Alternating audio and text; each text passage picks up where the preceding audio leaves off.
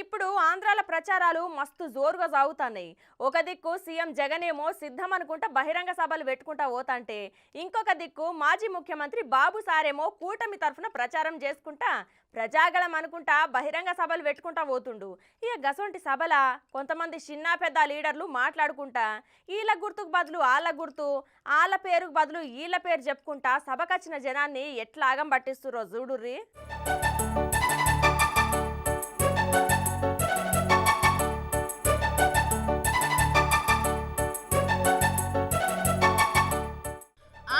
పశ్చిమ గోదావరి జిల్లా నరసాపురం నియోజకవర్గంలా చంద్రబాబు ప్రజాగళం బహిరంగ సభల ఒక సంఘటన జరిగిందుల్లా. బహిరంగ సభల నరసాపురం నియోజకవర్గం టీడీపీ సీనియర్ నాయకుడు కొవ్వలి రామ్మోహన్ నాయుడు సారు మాట్లాడుకుంటా ఇగో గిట్ల చెప్పి అక్కడికి వచ్చిన జనాన్ని పరేషాన్ చేసిండుల్లా. మర్చిపోకుండా ఒక ఓటు కమలంకి ఒక ఓటు ఫ్యాన్కి వేసి మన చంద్రబాబు నాయుడు గారిని మళ్ళీ ముఖ్యమంత్రి ఏంటి బాబు మళ్ళొకసారి చెప్పు. మర్చిపోకుండా ఒక ఓటు కమలంకి ఒక ఓటు ఫ్యాన్కి వేసి మన చంద్రబాబు నాయుడు గారిని మళ్ళీ ముఖ్యమంత్రి అగో గట్ల కమలం ఫ్యాన్ కు వేస్తే ఒకటి బీజేపీ ఒకటి వైసీపీకి కదా సారు. అప్పుడు మీ చంద్రాల సారు ఎట్లయితాడు సారు ముఖ్యమంత్రి? చక్కగా చెప్పు సారు. చంద్రబాబు నాయుడు ముఖ్యమంత్రి, చంద్రబాబు నాయుడు ముఖ్యమంత్రి అంతే.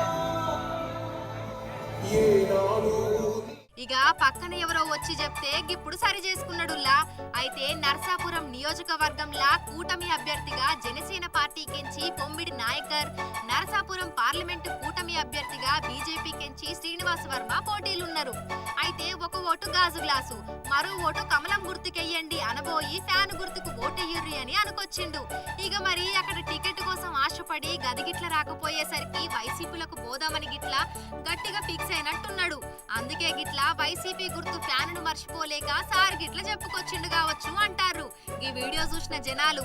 అయితే ఇప్పుడు రామ్మోహన్ నాయుడు మాట్లాడిన మాటలు సోషల్ మీడియాలో మస్తు వైరల్ అయినయుల్లా.